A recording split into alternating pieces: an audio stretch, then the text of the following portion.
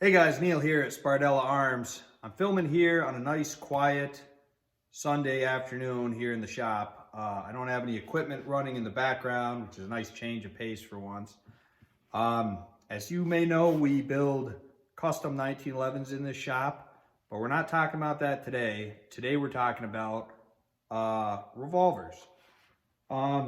A lot of guys that are into classic firearms like 1911s are also tend to be revolver guys.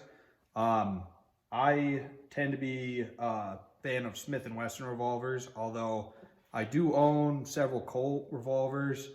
I typically keep those as investment type guns, and I tend to shoot my Smiths a lot. So I have two Smith & Wesson revolvers that I'm getting ready to shoot this afternoon. I'm just going to do some basic drawing, shooting, and reloading drills. First up is Smith & Wesson Model 19 Classic. This is a modern Smith. I have both modern Smith & Wessons like this and older style with pin barrels, recessed cylinders. This is an example of basically a modern production gun, and it's got everything that Smith & Wesson fans tend to look down upon in a modern Smith. So it does have the lock right there, which yeah, it's ugly and basically serves no purpose for 99% of shooters. The barrel is not pinned in place, and it is basically, it's a barrel insert. You see the end there. And they screw the barrel insert on, and then they attach this. This is basically a barrel shroud over the top of it. And of course, it's got frame mounted firing pin. It has the MIM parts like the hammer and the trigger, and the internal parts are MIM. So, you know, it's got everything that people complain about on a modern revolver. Some things I actually like that Smith & Wesson has added over the years is this has a basically a crane lock. So typically on a Smith, you have a little locking pin here that kind of locks into the end of the ejector in order to hold the cylinder in place in conjunction with the rear pin. This revolver is different. It's got a little spring-loaded pin mounted to the frame, and that corresponds in there. There's a little recess where that pin basically locks your crane in place. The advantage of that is you don't have any pin rubbing against your ejector while you're shooting double action. So, you know, you can set the trigger a little nicer on these modern guns, and also you're less likely to bend an ejector by repeatedly, you know, closing your cylinder on that end pin. So now this is a Model 40 hammerless model, and it's a little older. It's got the end lock pin that locks into the ejector, kind of old school. It's a non-shrouded ejector.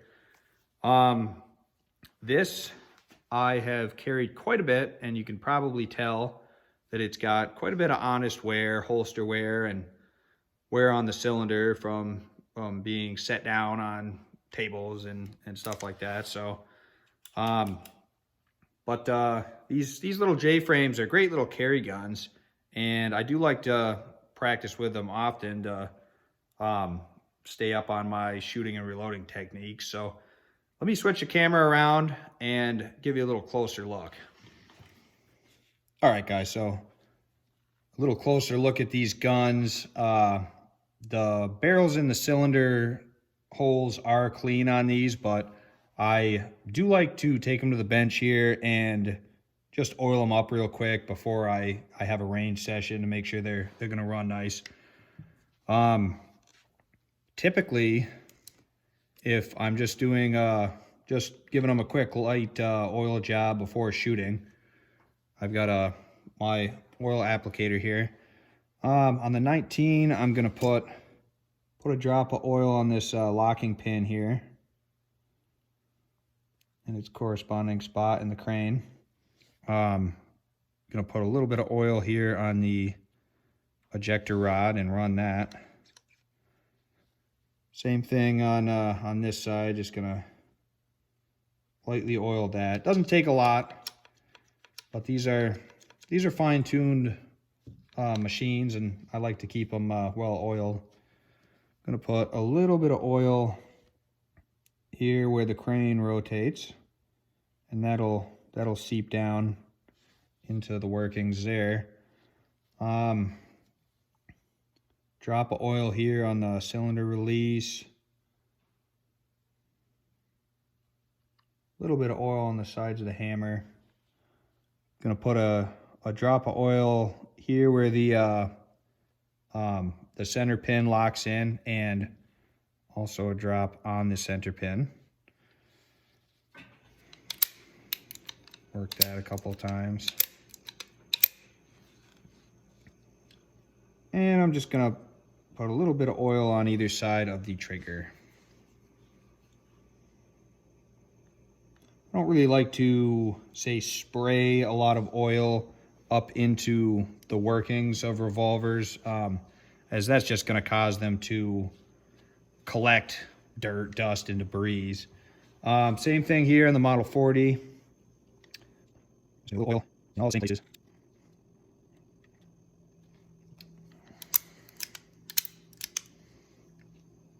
Oh, another area I forgot to oil on the Classic there is the cylinder lock.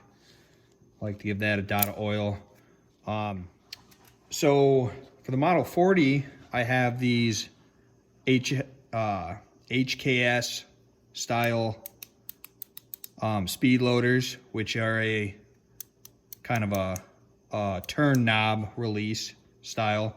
And then for the Model 19, I have these Safari Lands, which you simply push to release the rounds. So a little different. I don't know that one is any better than the other, just different style, and they both work equally well with some practice. All right, guys, we're out here on the range. It is pretty windy today, so we have to deal with the wind noise on the camcorder, but we'll make the best of it. So here I've got the Model 19 Classic, and I am wearing a cover garment. On this side, I've got a 2-speed loader pouch.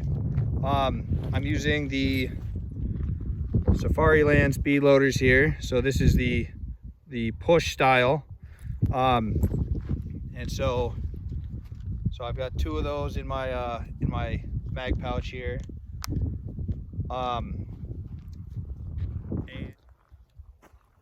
Okay, so I've got the camera switched to the other side so you can see how the speed loader works. You need to grasp the speed loader by the body, not by the end here. It's important you grasp it by the main body. Put it into your cylinder and give it a firm push. Let it go. And you can see it dropped all the rounds into the cylinder. You simply close the gun and you're ready to shoot again. It's very important that after you release your rounds, you let go of the speed loader. I see a lot of people try to pull the speed loader off, maybe to put it in their pocket. I think people are generally adverse to dropping things. They're just not used to physically dropping things. But that is how you correctly use a speed loader, because you need to allow those rounds to drop freely into the cylinder and the speed loader to drop away. Okay, so I positioned the camera back here on my holster side. What I'm going to be doing is just some really basic drawing from concealment. I'm going to shoot 6, perform a reload, and shoot 1. Now when you're shooting with a cover garment with a strong side holster, you're going to want to sweep your garment away, get a full firing grip on your firearm. Your support hand is kind of at the ready here and out of the way.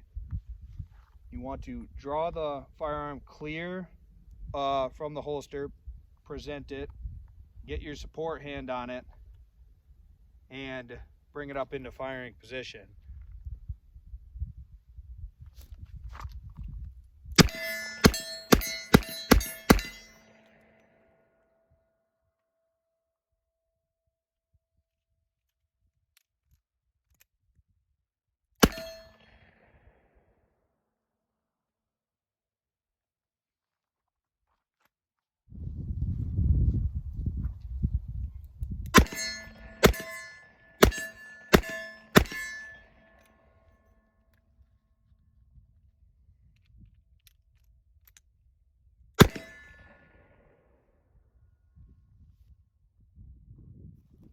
All right, guys, so I've switched over to the Model 40.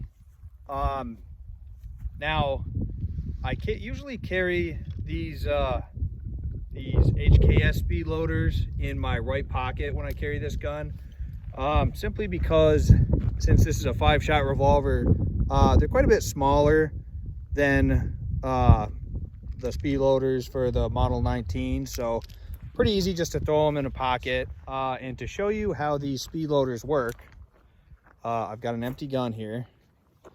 Now typically I will hold the gun with my left hand, so I break the gun open, hold the gun in my left hand, and then I load with my strong hand. But you need to align the speed loader with the cylinders just like before. And with this style of speed loader, you have to have a hand on the cylinder to prevent the cylinder from rotating.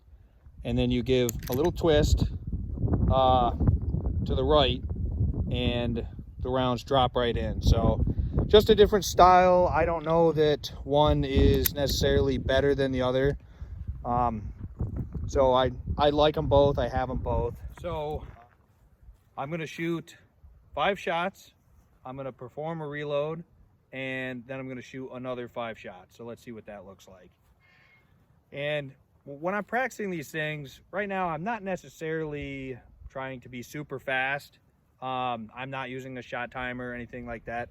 I'm just trying to, maintain my familiarity with manipulating the gun and performing these reloads smoothly. I'm more interested in being able to perform these things smoothly and safely versus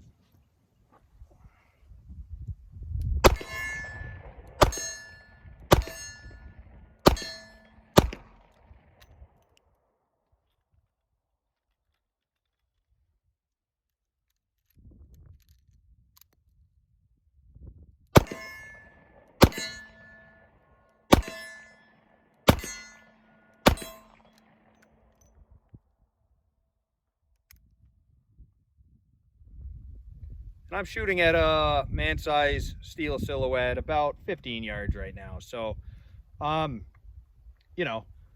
these small guns, people think they're just for very short range point shooting, but they can actually be very accurate, if you actually train with them.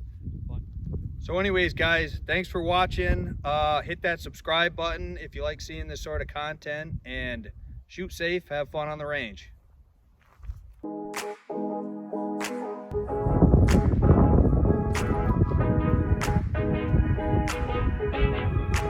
Holy good God.